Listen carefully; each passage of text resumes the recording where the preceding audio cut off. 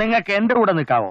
അതൊന്നും ചിന്തിക്കേണ്ടി വരും. ചിന്തിക്കാൻ ഒന്നുമില്ല മുതലാളി. ഇല്ല. ചേട്ടാ ഒരു 10 മിനിറ്റ് പുറത്തുനിന്ന് ഞങ്ങൾ വേറെ ബിസിനസ് സംസാരിക്കട്ടെ. ചെല്ലേ മേടിച്ചില്ലേ? ഓ എന്ത് ജോലിയാ മുതലാളി?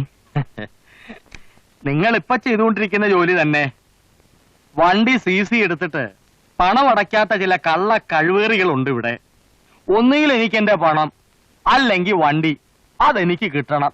അത് നിങ്ങളെ കൊണ്ട് പറ്റുമോ? അത് പിന്നെ അത്രേ ഉള്ളോ? വെറുതെ വേണ്ട.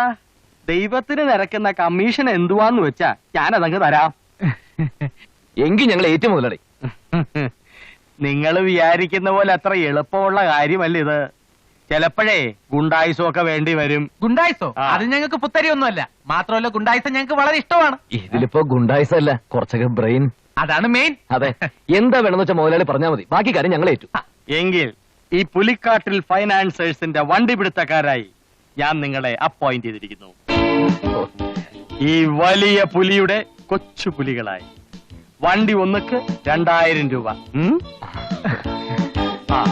ആലീസിന്റെ കയ്യിൽ കുടിശ്ശിക അടയ്ക്കാനുള്ള വണ്ടികളുടെ ലിസ്റ്റും പേപ്പേഴ്സും ഡ്യൂപ്ലിക്കേറ്റ് താക്കോലും ഒക്കെ ഉണ്ട്. മേടിച്ചോ. ഇന്ന് തന്നെ ഡ്യൂട്ടി ജോയിൻ ചെയ്തോ. ശരി മുതലാളി. കൺഗ്രാചുലേഷൻ. ഒത്തിരി വണ്ടികളൊക്കെ പിടിച്ച് മിടുക്കന്മാരായി വാ. ഈ പുലിയുടെ മാനം കാക്ക്.